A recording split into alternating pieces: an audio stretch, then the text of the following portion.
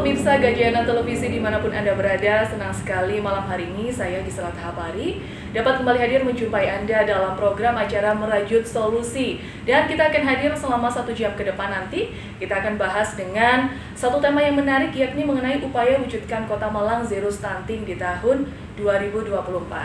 Nah pemirsa, namun sebelumnya saya mau sampaikan terlebih dahulu bahwa saat ini Gajayana Televisi telah mengudara secara digital. Jadi bagi pemirsa di rumah yang belum menggunakan Smart TV, jangan lupa untuk menggunakan alat set-top box tentunya agar bisa terus menyaksikan program acara dari Gajayana Televisi. Dan hari ini saya hadir spesial sekali pemirsa, saya hadir khusus di Rumah Dinas Wali Kota Malang tentunya bersama 2 narasumber kita. Pada hari ini saya mau perkenalkan terlebih dahulu. Untuk yang pertama, narasumber saya adalah Ibu Widayati Sutiaji. Tentunya siapa yang tidak kenal dengan beliau? Beliau dikenal juga sebagai bundanya Arek Malang. Wow. Sekaligus juga sebagai Ketua TPPKK Kota Malang. Dan saya mau sapa terlebih dahulu. Selamat malam Ibu. Selamat malam. Wah, cantik sekali nih ya. Pemirsa, kalau melihat Ibu Sutiaji ini aura bahagia gitu Bu ya. Apa Bu tipsnya? Jadi tip kami di keluarga kami sebetulnya sangat sederhana. Jadi bagaimana kita bisa menikmati kehidupan ini, ya kita selalu bersandar kepada Allah Subhanahu wa taala. Dan dalam kehidupan kita, jadi seperti filosofinya itu air ya, kita bergerak seperti air mengalir. Wow, bergerak seperti air mengalir, betul sekali ya Ibu ya. Terima kasih sekali nih Bu, kami boleh berkesempatan datang langsung di rumah dinas Bapak Wali, ini boleh berbincang-bincang. Ya sekali. Ya, baik, terima kasih. Dan pemirsa, narasumber saya berikutnya adalah Dr. Umar Usman. Beliau merupakan sekretaris dari Dinas Kesehatan Kota Malang. Selamat malam, Pak Umar. Selamat malam, Pak. Selamat malam. Boleh Pak disapa terlebih dahulu pemirsa yang di rumah? Selamat malam seluruh pemirsa Gajayana TV, kebanggaan kita. Mudah-mudahan sehat semua. Sehat semua, betul. Itu tentunya harapan kita semua, karena kita saat ini sudah melewati pandemi gitu Pak ya. Ini perekonomian semakin membaik ya, betul ya Ibu ya. Insyaallah. Ya, dan tentunya hari ini tema kita yang akan kita bahas ini adalah Zero Stunting di tahun 2024, karena ini juga merupakan program nasional sendiri bahwa di tahun 2024 untuk target penurunan stunting ini harus turun hingga mencapai 14% seperti itu. Nah, sebelum kita bahas seperti apa sih upaya yang sudah dilakukan baik dari Dinkes ataupun dari TPPKK Kota Malang, saya mau ke Pak Umar terlebih dahulu. Izin ya Bu, sebelum ke Ibu.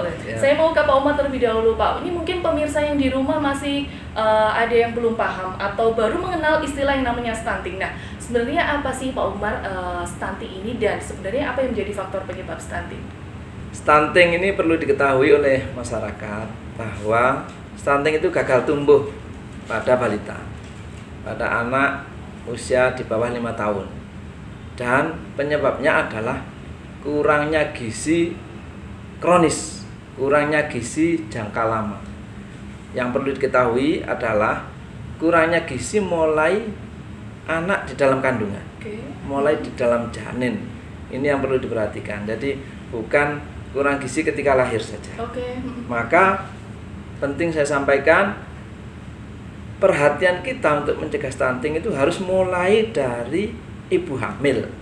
Nah, ini persiapannya. Sehingga ibu hamil persiapannya bagaimana? Sebelum hamil pun tidak boleh kurang gizi. Gitu ya. Agak panjang inilah yang perlu kita pahami bersama. Selama ini kalau anak gangguan gizi, stunting disangka ketika lahir saja. Padahal stunting itu pengaruhnya dari mulai tumbuh di dalam kandungan itu. Maka intervensinya juga diharapkan mulai hamilnya itu. Oke, berarti ibu-ibu yang sedang mengandung ini juga perlu ini Pak ya untuk memperhatikan gizinya, tidak hanya ketika lahir saja nanti. Betul, gitu betul. Ya. Biasanya kalau di kami itu memberikan edukasi kepada masyarakat bahwa ketika hamil jangan sampai kurang gizi. Apa patokannya? Lingkar lengan dari wanita. Nah itu kalau standarnya kurang berarti gizinya kurang. Mohon diintervensi sendiri sehingga ketika hamil nanti sudah gizinya cukup. Oke, ya. Oke, masih ke Pak Umar. Pak Umar, untuk ciri-ciri sendiri dari anak-anak yang stunting, bisa dikatakan stunting ini seperti apa sih Pak? Apakah memang hanya mengalami pendek saja atau seperti apa yang bisa dikatakan stunting ini Pak Umar? Ya, yang kita kenal memang mungkin pendek saja Ibu ya. Dia bentuknya normal, cuma lebih kecil, lebih pendek. Nah, ini standarnya adalah dibanding dengan anak-anak seusianya atau dibanding standar panjang badan. Ya, kalau anak-anak kan nggak tinggi ya, bayi itu kan diukur panjangnya begitu. Itu sesuai standar WHO juga kurang. Katakanlah 1 tahun mestinya sekitar 75 cm gitu ya. Itu laki-laki, perempuan jarak 1 cm gitu. Nah, 2 tahun 87 cm misalnya. Itu kurang dari itu. Nah, ini yang terlihat dibanding anak seusianya, dia kelihatan lebih kecil. Mungkin bisa dikatakan baby face, imut gitu ya. Tapi sebenarnya itu gangguan. Oh, iya. Jadi tidak hanya pendek saja gitu Pak ya, banyak ciri-ciri lainnya yang bisa dikatakan anak ini menderita stunting. Nah, lalu bahayanya apa sih Pak jika stunting ini tidak dicegah sejak dini? Sebenarnya apa bahayanya? Ya, ini yang penting. Harus diingat, stunting ini akibat kurang gizi kronis. Ya, kurang gizi kronis yang menyebabkan semuanya terganggu kekurangan. Fisik tumbuhnya terganggu. Yang paling penting otaknya itu, perkembangan kecerdasannya terganggu. Betul. Fatal itu sudah. Nggih, Ibu nggih? Kalau zaman sekarang otaknya ya tidak bisa bersaing. Bagaimana? Di sekolah tidak cerdas. Dalam pekerjaan kurang terengginas. Inovasi tidak ada. Seperti yang Kota Malang gencarkan inovasi, ya sulit kalau ada yang stunting begini. Ini yang perlu diperhatikan. Oke, baik. Berarti nanti berpengaruh terhadap ketahanan nasional sendiri ke depan ya. Tentunya karena anak-anak kita ini akan menjadi generasi penerus bangsa ini, begitu generasi ya. Emas kita. Betul, sangat disayangkan sekali. Nanti kita harapkan juga ke depan generasi emas ini boleh terwujudkan dengan menurunnya stunting ini ya, Pak Umar. Baik pemirsa, ini saya mau ke Ibu Widayanti ya.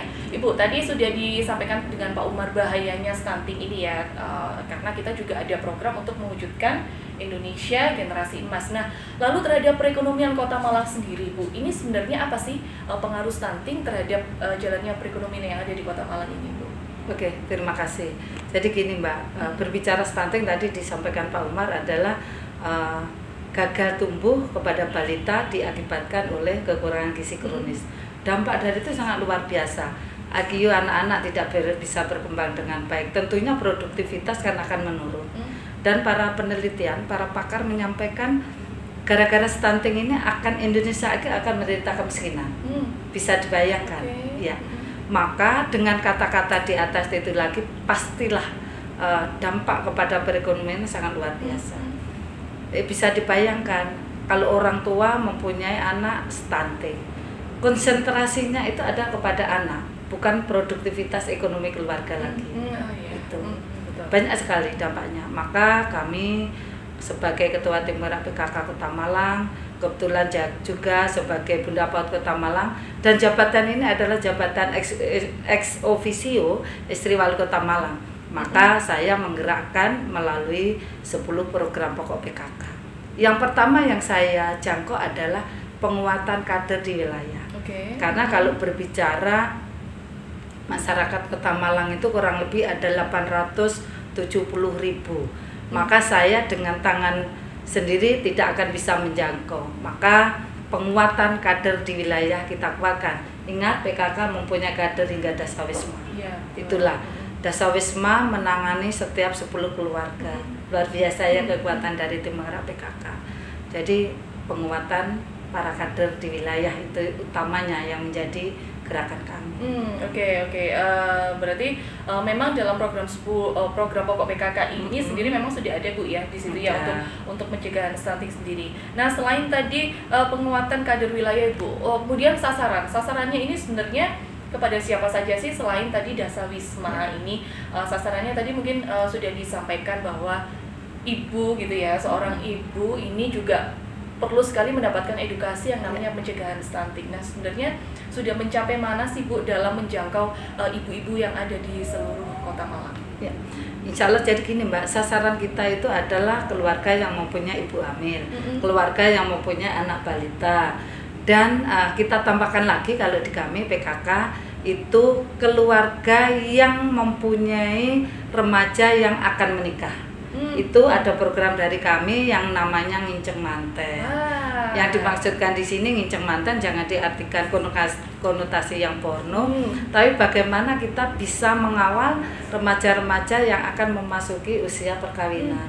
Mereka harus diedukasi, penguatan mulai bagaimana membina rumah tangga itu supaya harmonis. Tentunya harus ada bekal tersendiri.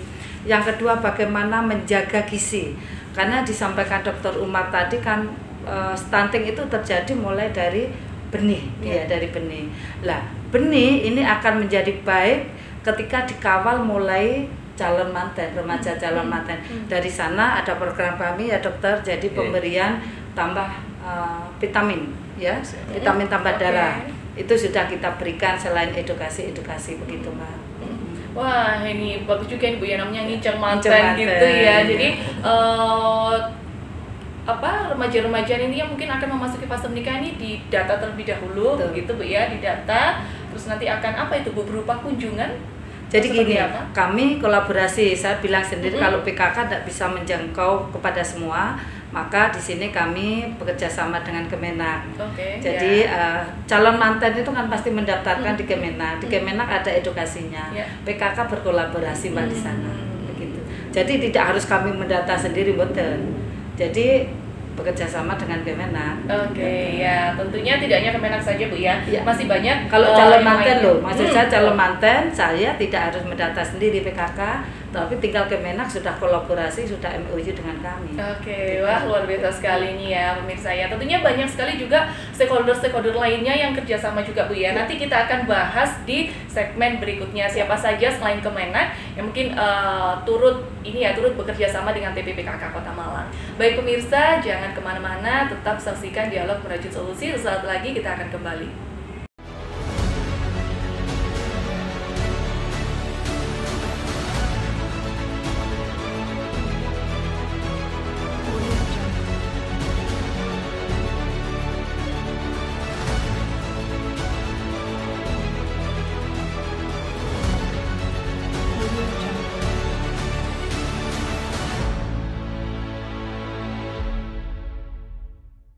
Ya, terima kasih pemirsa, Anda masih bersama kami dalam Dialog Merajut Solusi. Tentunya masih dengan tema kita hari ini adalah upaya wujudkan Kota Malang zero stunting di tahun 2024.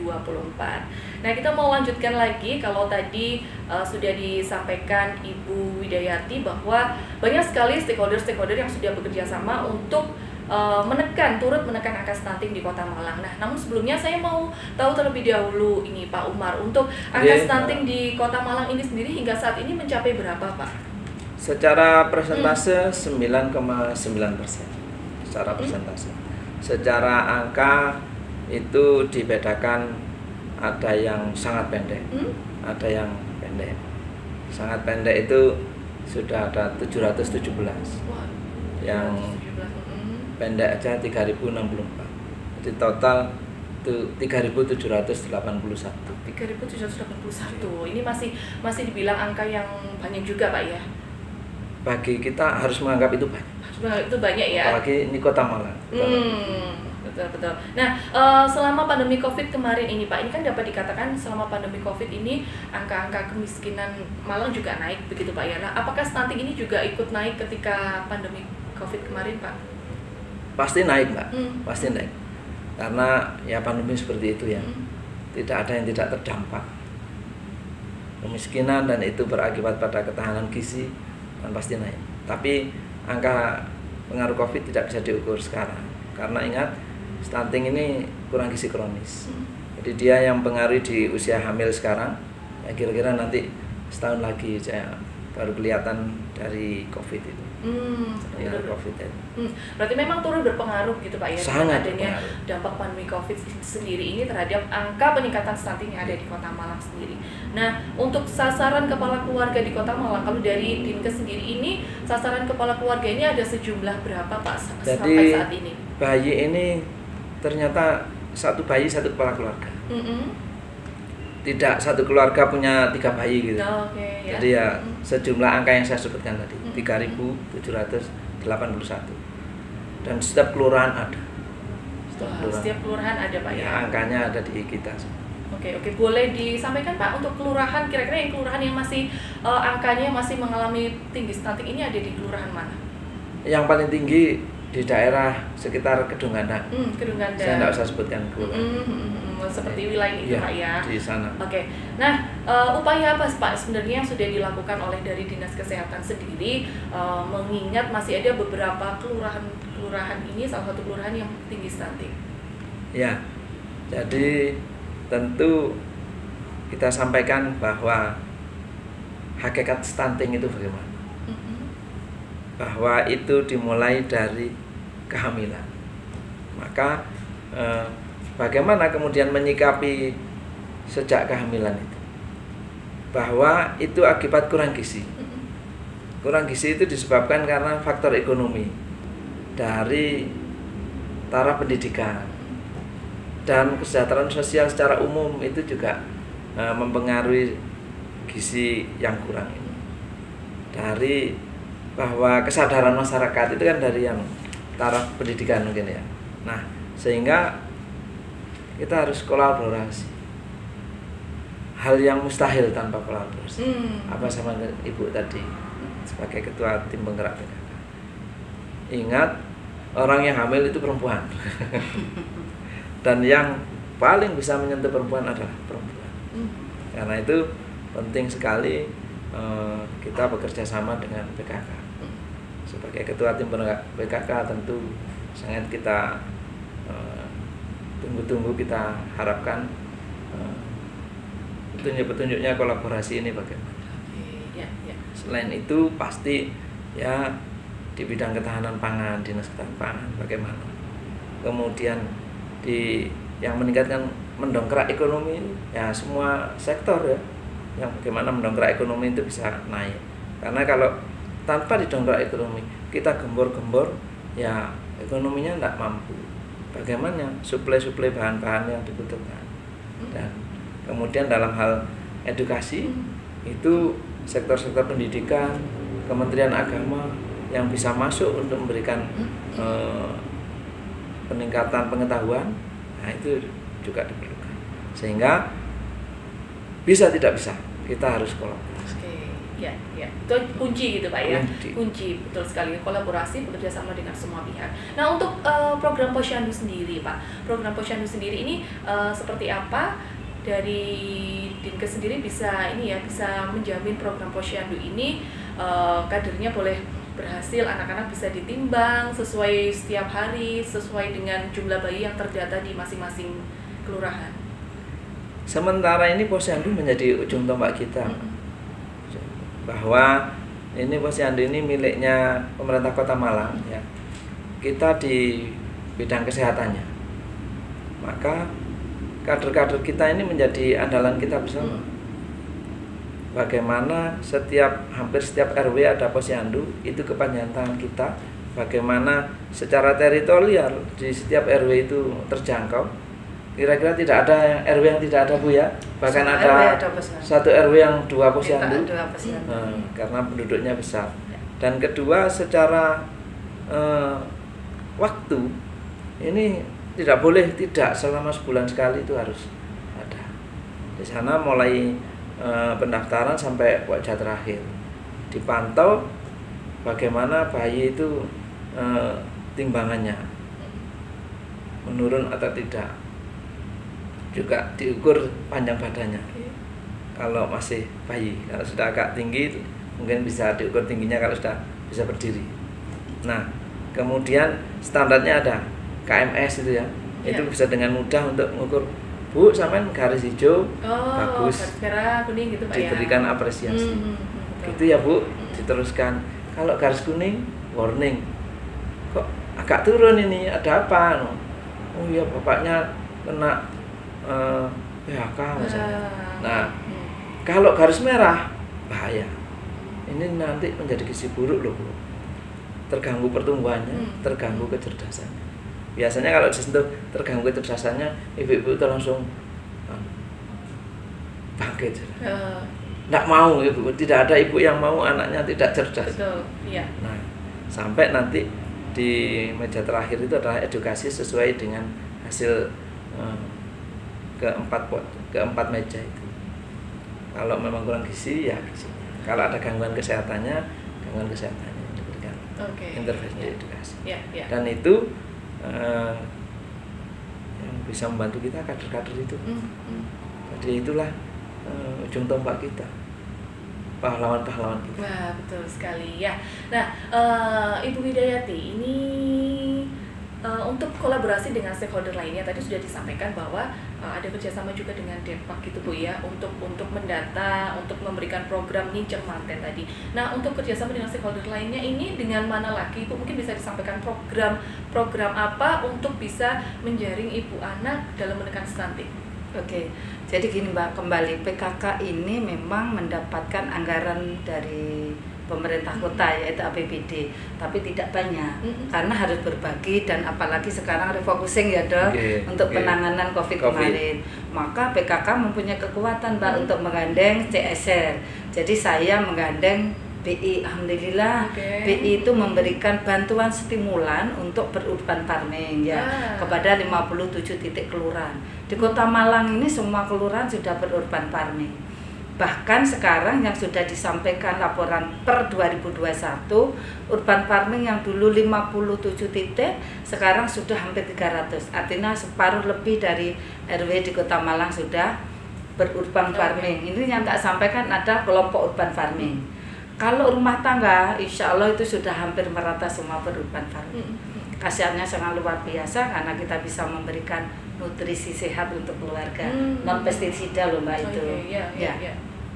Yang kedua terkait urban farming, alhamdulillah saya kalau mau tidur itu biasanya dongeng kepada Pak Wali.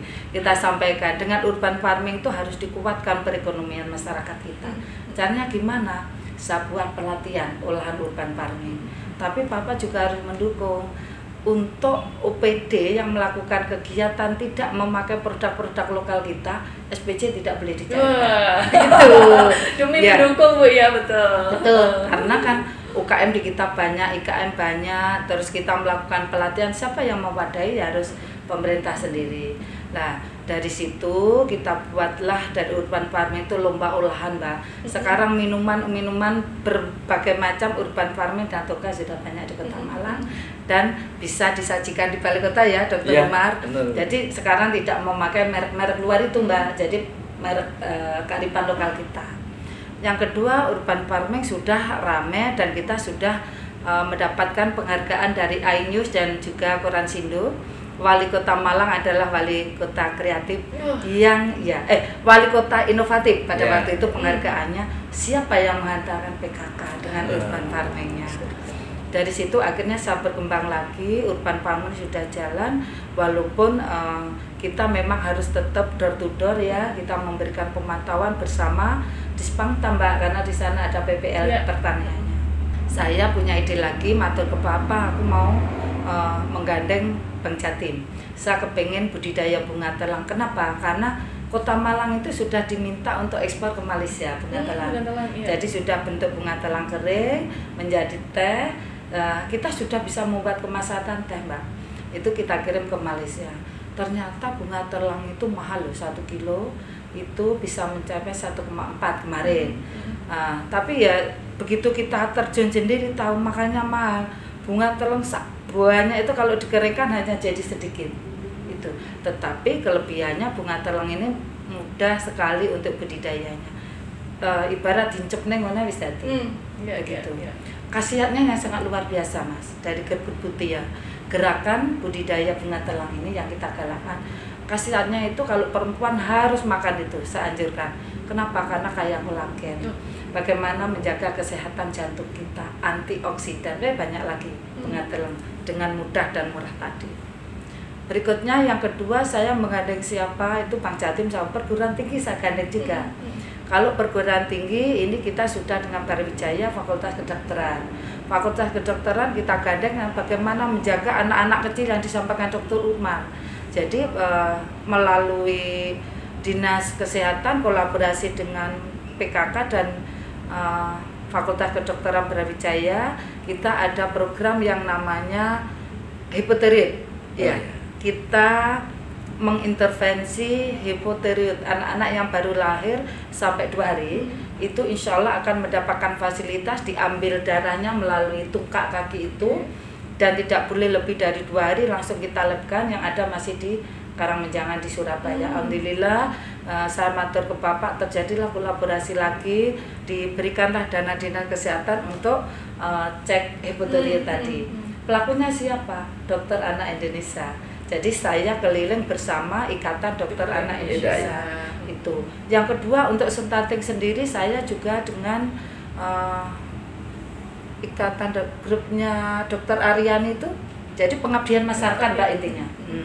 Pengabdian masyarakat mengajukan ke saya hanya titik kelurahan memang di situ yang rentan dengan stunting. Saya minta stunting di Kota Malang itu ada. Bagaimana Brawijaya dengan kekuatannya bisa menjangkau seluruh masyarakat di Kota Malang.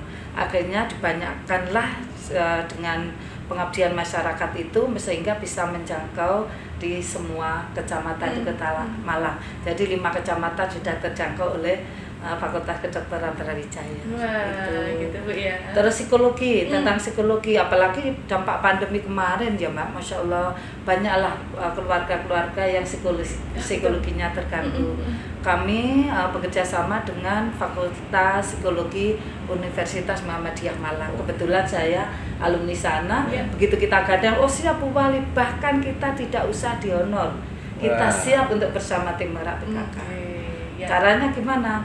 Kami membuka konseling, jadi keluarga yang rentan dengan ini tentunya melalui kader dibawa kepada kita panggilkan psikologi untuk ada edukasi di situ. Itu sudah kami lakukan. Itu pihak swasta juga harus, karena stunting ini tidak bisa ditangani oleh misalkan pemerintah kota dalam hal ini dinas kesehatan, tidak bisa. Semua komponen harus bersama-sama untuk hadir untuk melahirkan generasi emas tadi ya. Betul sekali ya, semua komponen sama-sama betul sekali Pak ya. Kalau kita bekerja sendiri tidak bisa gitu Pak ya, karena apalagi adanya yang tadi disampaikan Ibu Widayati adalah psikologis, karena psikologis ini adalah jadi faktor utama sebenarnya Bu ya, faktor utama gimana cara Ibu untuk bisa mulai menjaga anaknya, memberikan gizi kepada anaknya, faktor psikologisnya terlebih dahulu. Saya setuju nih Bu, faktor psikologisnya terlebih dahulu harus diperbaiki begitu ya. Baik, kita akan lanjutkan lagi ya Ibu dan Bapak setelah jeda iklan berikut ini. Jadi jangan kemana-mana pemirsa, tetaplah bersama kami.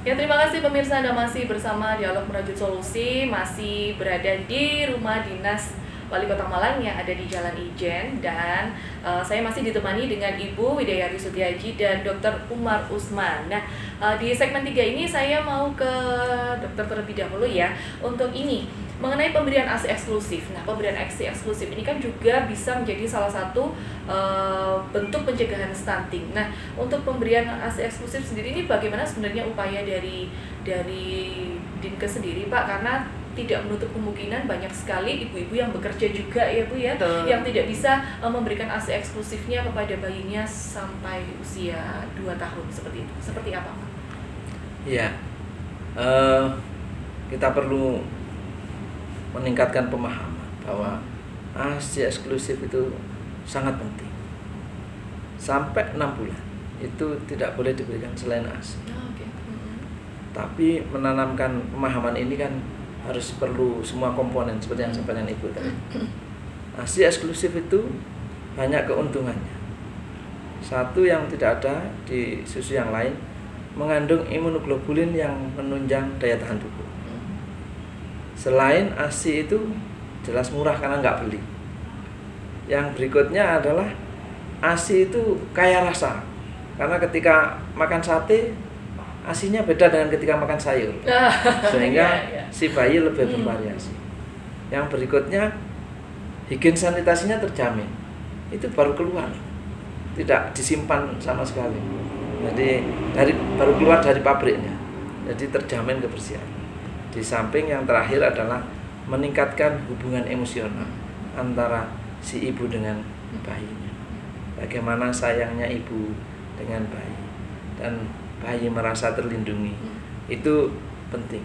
ASI eksklusif harus kita dukung bersama-sama. Dan meningkatkan kesadaran ini memang harus semua pihak, dari PKK, dari bidang-bidang pendidikan, Kementerian Agama dalam hal penyuluhan. Nah, itu untuk menyampaikan bahwa ASI eksklusif harus kita dukung bersama-sama, karena itu sudah petunjuk WHO sampai 6 bulan harus ASI eksklusif terus gitu ya Pak ya. Dan harus diberikan ASI seterusnya sampai bisa gitu. Sebisa-bisanya diberikan ASI. Walaupun setelah 6 bulan ada makanan tambahan yang lain.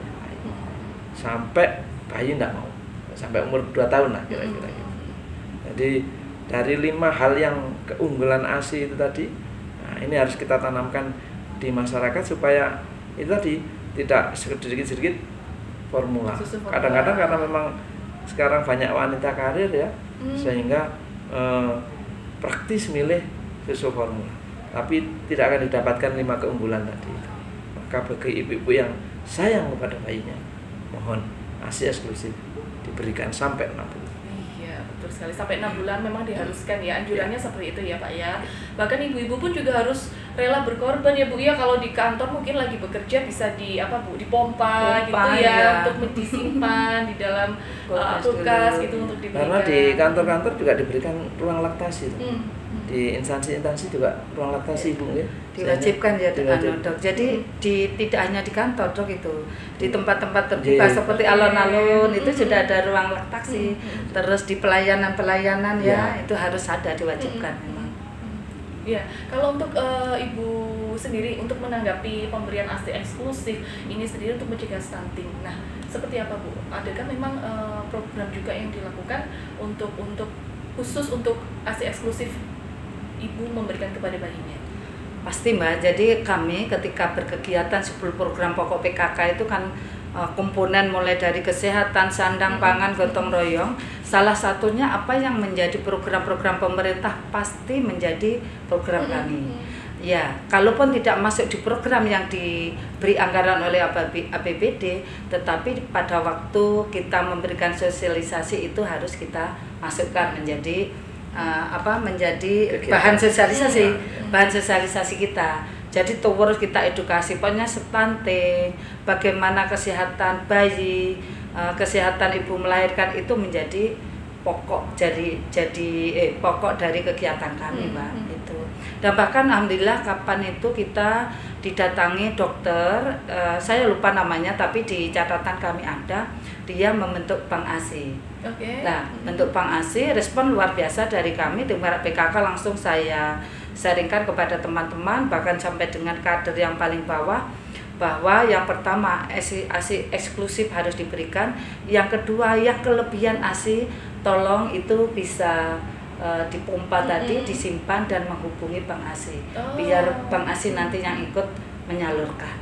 Jadi bayi-bayi di Kota Malang insya Allah kecerdasannya sangat bisa terjaga dengan baik ya gitu. Oke, bentuk kepedulian gitu ya terhadap ibu-ibu mungkin yang tidak bisa memberikan ASI-nya secara eksklusif seperti itu ya, ada bank ASI tadi. Nah, untuk saat ini juga Bu, banyak juga anak-anak yang tidak gemar makan sayur ya Pak ya, seperti itu. Nah, ini apakah memang edukasi yang dilakukan berbentuknya seperti apa dan programnya seperti apa. Kalau ke Pak Umar dulu untuk edukasi anak-anak gemar makan sayur, tentunya ini juga salah satu faktor untuk menurunkan stunting kan ya Pak ya. Ini seperti apa Pak? Jadi sudah kita ketahui ya, sudah jamak bahwa sekarang ini pola 10 macam penyakit terbanyak itu sudah berubah. Kalau dulu banyak penyakit menular, selain batuk pilek ada tipes, diare begitu. Sekarang itu yang tersisa tinggal batuk pilek. Kedua, ketiga itu sudah penyakit kelebihan makanan. Saya sebutnya begitu. Mulai dari darah tinggi, obesitas menyebabkan diabetes, stroke, terus rematik, itu dari asam urat dan kolesterol yang tinggi. Nah, memang di sisi lain itu dibilang bahwa Indonesia sekarang lebih sejahtera, karena kalau dulu makan telur aja nunggu tahlil gitu ya. Nah, sekarang ini sudah ya itu fast food itu ya menjadi sehari-hari. Padahal kelebihan makanan yang seperti ini jelas bahaya, menduduki ranking 2 dan berikutnya dalam 10 penyakit terbanyak. Ini yang perlu juga kita sampaikan, bahwa tidak hanya kekurangan gizi yang berbahaya, kelebihan gizi juga berbahaya. Di usia tua seperti kita ini sudah di atas 45, muncul terus tuh penyakit yang sampai bisa berakibat komplikasi. Nah, makanan seimbang inilah yang diperlukan. Maka sayur untuk harus bersama-sama ini menyadarkan generasi kita ini supaya enggak seperti kita yang sudah terlanjur salah jalan. Kelebihan makan bunge, jadi kelebihan makan yang bahan-bahan yang sebenarnya harus seimbang. Maka sayur ini harus digencarkan supaya seimbang antara kebutuhan gizi sayur dengan protein hewani, bahan-bahan hewani. Sayur kalau tidak digencarkan promosi kita, juga arahan kita kepada anak-anak kita, ya kita lempeng aja pasti kalah, karena mereka lebih menggiurkan ada yang fast food itu kan. Apalagi sekarang zamannya GoFood itu begitu mudah, tapi akibat jangka panjang ini yang perlu kita pikirkan. Maka penanaman kesadaran makan sayur, dan tentu sayur yang diolah yang sehat dengan berbagai menu yang sampaikan Ibu tadi itu sangat penting, supaya akhirnya anak-anak kita juga mulai mengemari sayur, ditambah ikan laut begitu ya, tidak hanya ayam goreng saja. Ya tentunya semuanya harus seimbang gitu Pak ya, tidak hanya kekurangan dan kelebihan saja. Jadi menu-menu seimbang itu memang yang juga diperlukan khususnya untuk anak-anak sejak dini supaya mulai mengemari sayur. Nah, untuk selama ini program dari TPPKK sendiri seperti apa Bu ketika untuk menjangkau anak-anak agar anak-anak ini mulai mengemari, ayo makan sayur, ayo makan ikan gitu, seperti apa? Ya, jadi kami selalu berkolaborasi dengan Dispangtam, Dinas Pertanian dan Ketahanan Pangan Kota Malang. Kita membuat komik membuat komik yang isinya adalah materi gemar ikan dan makan sayur. Itu yang kita berikan kepada satuan PAUD, guru di PAUD, untuk bisa membacakan, mendongengkan cerita kita itu. Yang kedua, selain komik ya kita membuat lomba-lomba untuk sayur diolah menjadi sedemikian rupa supaya anak-anak kecil itu bisa makan, suka. Sayur itu sekarang sudah dikolaborasi dengan buah, bisa menjadi rasa buah. Artinya sayur dan buah bisa masuk kepada anak-anak. Dan dari lomba-lomba kami itu biasanya pemenangnya diwajibkan untuk menyuplai kepada posyandu. Jadi kudapan posyandu itu diambil dari pemenang-pemenang ini. Karena dihasilkan pemenang kita itu mesti menggandeng ahli gizi dan komponen-komponen yang lain. Artinya ini sangat bagus ketika disuplaikan kepada posyandu. Artinya bukan suplai gratisan betul, tetapi dari posyandu itu bisa menghubungi ini. Karena rata-rata kan dari kecamatan dan kelurahan masing-masing yang punya posyandu. Yang kedua, masalah ikan juga sama. Kalau ikan, kami kebetulan kan menjadi ketua Forikan Kota Malang ya, itu jabatan ex officio kami, maka saya juga mendatangi sekolah-sekolah, Mbak. Jadi tidak apa-apa saya datang ke sekolah kampanye tentang gemar makan ikan, di situ didengarkan para guru dan murid-murid, itu saya lakukan. Selain tentunya kader tadi yang bergerak. Dan kalau yang ini saya jalan bersama ya Dinas Pertanian tadi. Berikutnya kami tidak hanya mengedukasi, tetapi juga memberikan bantuan stimulan. Jadi melalui Dispangtam saya kolaborasi, tolong dianggarkan untuk bisa memberikan kepada masyarakat yang rentan. Kalau tidak gitu juga diberikan kepada urban farming 57 titik kelurahan. Maka ada program yang namanya Budik Damber untuk urban farming tadi. Apa itu, Bu? Budik Damber ini adalah budidaya ikan dalam ember. Nggih. Jadi banyak singkatan. Artinya singkatan ini biar bisa segera dipahami oleh masyarakat jadi anak-anak. Budik Damber itu kita berikan kepada 57 titik kelurahan yang berurban farming. Karena apa? Ketika ada Budik Damber ternyata air dari ikan itu kaya nutrisi untuk tanaman. Dan hasilnya bagus sekali. Airnya itu untuk langsung bisa diolah ke yang lainnya gitu. Bukan diolah, diambil untuk menyirami. Itu menyuburkan. Yang kedua yang adanya aquaponik. Program aquaponik. Jadi di urban farming itu orang-orang mengembangkan itu dengan aquaponik. Jadi banyak ikan-ikan yang akuarium yang ditempel, akuariumnya tidak harus yang bagus-bagus pakai kaca. Mereka itu inovatif banget, dari bahan-bahan bekas itu bisa jadi akuarium. Itu langsung mengalir ke tanaman dan memang hasilnya luar biasa. Urban farming kita luar biasa. Ya. Berarti banyak sekali Bu ya yang sudah dilakukan hingga saat ini. Seperti itu ya, hingga saat ini yang sudah dilakukan terkait untuk pencegahan stunting. Nah, untuk salah satu faktor yang menjadi peningkatan stunting ini juga sepertinya adalah pernikahan dini. Seperti itu Ibu tadi. Kita lewat lagi ke Ibu tadi ya, belum sempat disampaikan adalah pernikahan dini. Nah, sebenarnya upaya untuk menekan dari TPPKK sendiri untuk pernikahan dini ini seperti apa Ibu upayanya? Ya, betul Mbak. Jadi dampaknya dari pernikahan dini, dampak dari sumber daya manusia yang kadang kita sampaikan ini begini, Kota Malang ini kota urban, sehingga yang masuk ke Kota Malang itu kan beragam ya Mbak. Jadi ada, mohon maaf, orang-orang yang sumber daya manusianya itu yang kalau diedukasi itu susah banget itu ada. Jadi upaya kita untuk menekan angka pernikahan dini ya tentunya kami ada kemarin itu ada penobatan gender yang dilaksanakan oleh Dinas DP3AP2KB. Kenapa gender di sini? Gender tentunya nanti ada genre, generasi berencana. Harapan kami generasi berencana ini nanti yang akan mengedukasi teman sejawatnya. Biasanya kalau diberitahu orang tua kurang mengena, tapi kalau temannya yang memberi edukasi insya Allah itu bisa. Maka kita kembangkan ke sana juga. PKK ketika berkegiatan tentang bagaimana untuk penekanan angka pernikahan tinggi di Kota Malang, ya genre ini yang kita, duta gender yang kita ajak seperti itu. Ya.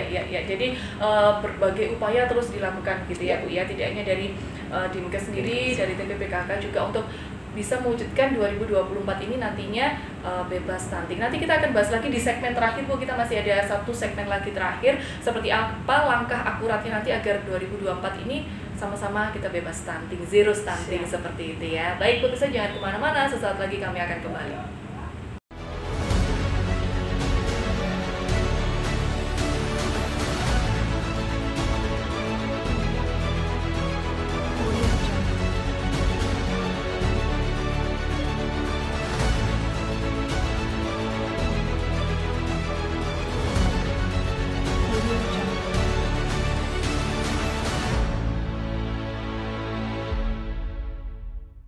Ya, terima kasih pemirsa, Anda masih bersama Dialog Merajut Solusi. Kita ada di segmen terakhir ya. Tadi sudah kita bahas banyak dengan Ibu Widayati dan juga Bapak Umar tentang kerjasama-kerjasama yang dilakukan dengan pihak lainnya untuk memberantas stunting. Nah, sesuai dengan tema hari ini Pak, mewujudkan Kota Malang Zero Stunting di tahun 2024. Menurut Pak Umar sendiri, apakah bisa nanti capaian 2024 ini Kota Malang zero stunting? Adakah standar-standar untuk stunting saat ini Pak? Ya, baik. Jadi zero stunting itu tekad ya, tekad betul. kita. karena kita ini Kota Malang.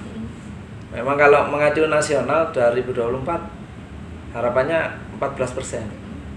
Kalau kita mengacu nasional kita bisa terlena. Kota Malang sudah 9,9% aja stuntingnya. Maka kita ibaratnya membuat standar yang beda lah Kota Malang harus lebih dari yang lain. Maka zero stunting harus menjadi tekad kita. Terwujud atau tidak, yang penting upaya. Betul, terus berupaya begitu Pak ya. Karena kita tidak ingin ada satu orang pun warga yang tidak cerdas di Kota Malang ini. Harapan kita begitu. Betul sekali. Warga Kota Malang harus benar-benar mewujudkan Kota Malang yang cerdas juga seperti itu Bu ya. Selain sehat, cerdas seperti itu. Nah, untuk jargon sendiri Pak dari stunting sendiri seperti apa? Jadi kalau kita mengikuti Kota Malang itu cerdas, ceria, cemerlang itu. Maka jargon cerdas itu ya tidak boleh stunting. Karena kalau stunting tidak cerdas, kan begitu. Jadi itu yang perlu kita buatkan menjadi tekad kita bersama-sama. Betul, cerdas, ceria, cemerlang gitu Pak ya. Ya, nah untuk penyediaan nutrisi sendiri Pak bagi balita atau bagi penderita stunting. Nah, selama ini upaya-upaya yang sudah dilakukan dari Dinkes sendiri seperti apa? Ya, seperti yang saya sampaikan Ibu tadi. Kita harus kolaborasi. Termasuk urban farming tadi. Penting itu. Nah, di Dinkes ada intervensi yang kita lakukan, termasuk pemberian tablet tambah darah sama dari Ibu tadi itu bahkan sejak sebelum hamil, bahkan sebelum menikah kita intervensi pada remaja. Ada kelompok remaja yang kita bina. Kalau memang lingkar lengannya kurang, nah itu perlu kita intervensi di sini, termasuk pemberian tablet tambah darah. Ini sejak makanan tambahan itu dong, makanan tambahan, ASI itu juga diberikan. Nah, ketika di usia hamil malah harus wajib tablet tambah darahnya itu selama 3 bulan. Nah, kemudian ketika di balita yang sudah lahir ini kita berikan makanan tambahan sehingga asupan gizinya harus lengkap. Termasuk kemarin tuh Dok, ibu hamil diberikan bantuan susu, telur, buah. Itu saya yang memberikan pada waktu itu ya. Ya, kita jadi diundang ini. seremoninya Ibu yang mencanangkan. Jadi sejak hamil sudah kita intervensi. Jadi pemberian makanan tambahan itu kita upayakan untuk mendukung agar ketika kehamilan tidak kurang gizi. Jadi itu yang kita lakukan, termasuk juga di bidang-bidang lain karena itu menunjang dari asupan gizi, termasuk kebersihan. Jadi pola hidup bersih dan sehat itu juga harus PHBS itu harus kita gencarkan karena juga mempengaruhi dari asupan gizi. Jadi mulai tahapan awal sebelum hamil sudah kita siapkan, juga kerjasamanya dengan berbagai komponen itu kita giatkan. Jadi integritas dan sinergitas itu kita bersama-sama. Oke, baik, integritas dan sinergitas bersama-sama begitu Pak ya. Nah, untuk pemberian susu dan buah pada ibu hamil tadi, Ibu, ini apakah ini dilakukan per kelurahan atau langsung mengunjungi di masing-masing kelurahan, kecamatan atau seperti apa Ibu? Dan jadi perwakilan dari masing-masing kelurahan, jadi ibu hamil yang rentan itu kan sudah punya datanya di Dinas Kesehatan, dikumpulkan di Dinas Kesehatan, diberikan edukasi, pulang diberikan nutrisi tadi. Oke, ya. Nah, Ibu, ini berbicara tentang stunting juga, ini adalah pengaruh juga terhadap adanya peningkatan perekonomian. Apakah memang diperlukan peningkatan perekonomian untuk mencegah stunting ini, Bu? Nah, selama ini apa yang sudah dilakukan untuk pemberdayaan ekonomi keluarga sendiri? Mengingat ini kan kita juga mau mewujudkan Kota Malang yang bebas dari kemiskinan juga. Nah, peningkatan perekonomiannya seperti apa, Ibu? Oke, jadi kita berbicara PKK. PKK ini adalah pemberdayaan dan kesejahteraan keluarga kan itu ya singkatannya. Sasaran kita siapa? Ya keluarga. Maka terkait dengan stunting pastilah dampak kepada keluarga itu sangat luar biasa. PKK tidak tinggal diam, PKK harus action. Jadi di sini PKK menggandeng semua lini tadi. Banyak kegiatan yang dilaksanakan untuk bagaimana ekonomi di Kota Malang itu bangkit. Sekarang tidak hanya recovery, tapi kita harus lebih bangkit dari yang kemarin. Maka yang pertama kita lakukan kegiatan itu workshop, pelatihan itu kita lakukan. Namanya pelatihan itu perlu dana yang tinggi, sehingga kalau berbunyi pelatihan tidak selalu mengandalkan APBD, tapi kami ngambil dari perguruan tinggi dan juga CSR yang lain. Alhamdulillah Mbak, terkait dengan Gerbu Buta, kelihatannya didengar oleh Papros dan juga Putra Bangsa. Kalau Tim Bergerak PKK Kota Malang punya kegiatan Gerbu Buta, kami didatangi, kita sodekan, kita presentasikan bagaimana Gerbu Buta yang ada di Kota Malang. Ternyata mereka datang lagi kepada kita, siap untuk menampung dari hasilnya bunga telang yang sudah dikeringkan, tetapi tidak hanya dibuat teh yang celup, nanti akan dibuatkan yang namanya teh grandul, dan nanti akan ikut memasarkan melalui Kimia Farma dan Papros itu melalui Kimia Farma dan lain-lain mau ikut memasarkan itu. Yang kedua saya bilang gini, Pak, intinya kami itu kepengen membawa masyarakat Kota Malang itu semuanya harus sehat, tetapi dengan ekonomis kita. Nah, dari situ ternyata ditangkap bahwa dari bunga telang itu kan banyak sekali manfaatnya. Itulah tugasnya Putra Bangsa yang akan membuatkan ekstrak yang nanti dikapsul dan diberikan kepada masyarakat kita. Dia hanya gini Bu, kami ini memang ada CSR, tetapi kami juga nitip untuk operasional yang tidak memberatkan. Siap saya gitu.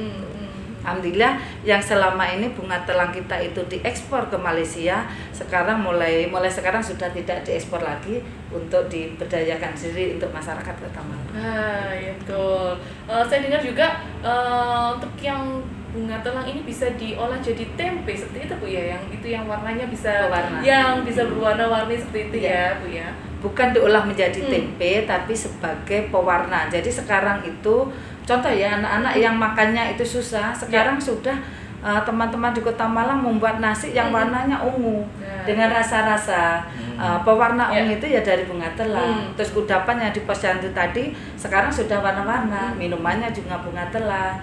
Terus kalau kudapan itu macam-macam kudapan, warnanya macam-macam ya, dari tidak hanya bunga telang lah yang bisa dibuat warna-warna, tetapi bisa dari urban farming dan toga kita. Wah, sudah itu di Kota Malang. Ya, oke.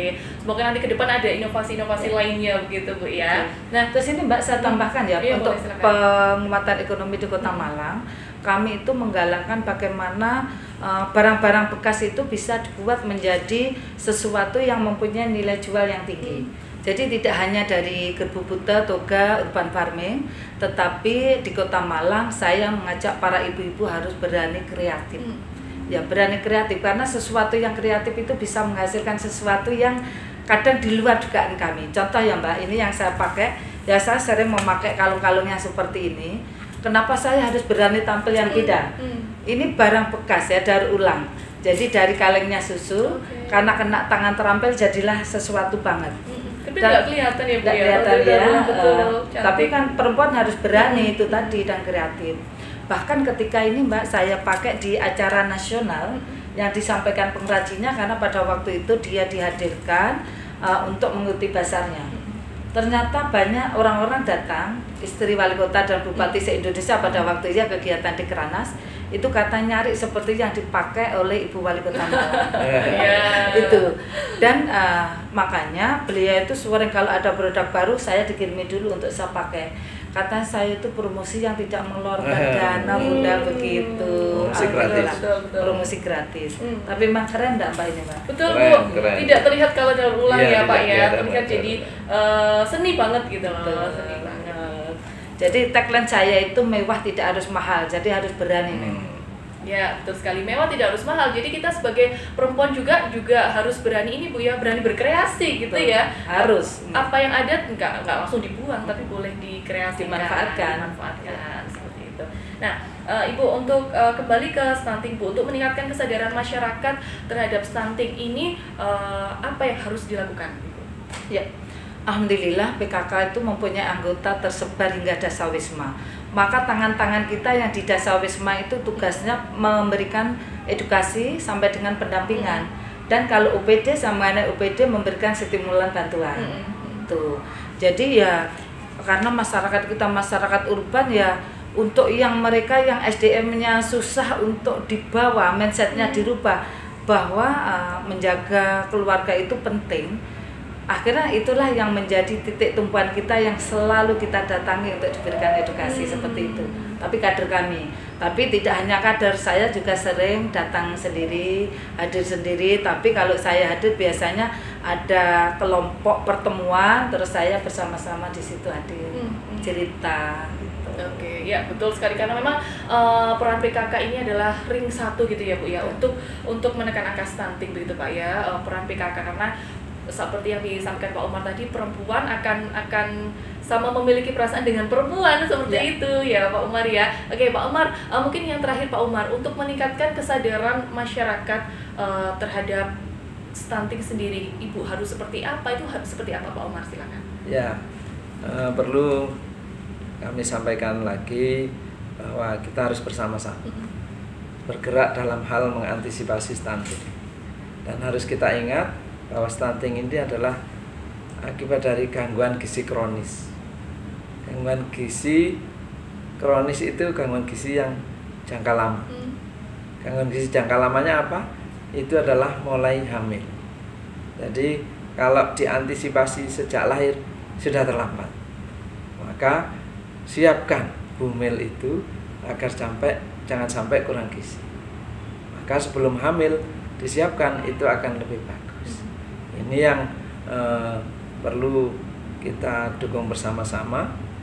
Walaupun yang hamil hanya semuanya perempuan, tapi ini peran laki-laki juga penting. Dukungan secara materi, juga dukungan secara batiniah juga penting. Bahwa secara kesejahteraan ya dicukupi, secara kenyamanan juga dicukupi. Psikologis seseorang itu adalah 50% faktor dari kesempurnaan dari setiap orang. Kalau sudah psikologisnya bagus, tinggal nambah separuhnya saja. Yang secara fisik supaya kesempurnaan itu bisa kita dapatkan. Kira-kira itu. Oke, baik, terima kasih Pak Umar. Nah, ini kita masih ada waktu di segmen terakhir ini ya. Yang terakhir Ibu untuk berpesan kepada pemirsa yang ada di rumah, silakan Ibu pesannya untuk sama-sama nanti kita sama-sama di tahun 2024 ini Kota Malang bisa mewujudkan yang namanya zero stunting. Oke. Kepada seluruh masyarakat Kota Malang dalam rangka menyambut bonus demografi pada tahun 2030 sampai dengan 2040, mari kita sukseskan program nasional penanganan stunting dan juga program gerakan masyarakat hidup sehat yang kita kenal dengan Germas, dan serta program ketahanan pangan nasional. Rakyat sehat, negara kuat. Terima kasih Bu, rakyat sehat negara kuat, betul sekali ya pemirsa. Kita sama-sama mengharapkan dengan adanya rakyat yang sehat, anak-anak kita sebagai generasi penerus bangsa nanti ini boleh terjadi juga negara yang kuat, boleh mewujudkan Indonesia emas seperti itu. Baik, terima kasih sekali lagi Ibu Widayati, Bapak Umar. Kesempatannya hari ini boleh berdialog dengan pemirsa Gajayana Televisi. Kita dapat motivasi banyak ini ya tentang stunting. Semoga di tahun 2024 nanti Kota Malang benar-benar zero stunting. Itu adalah harapan kita bersama. Dan pemirsa, terima kasih juga atas kebersamaan Anda dalam program ini. Jangan lupa tetap saksikan program Dialog Solusi di hari dan jam yang sama. Saya Gisela Tahapari dan kru yang bertugas mengucapkan terima kasih atas kebersamaan Anda. Salam Gajayana TV, lebih dekat dan inspiratif.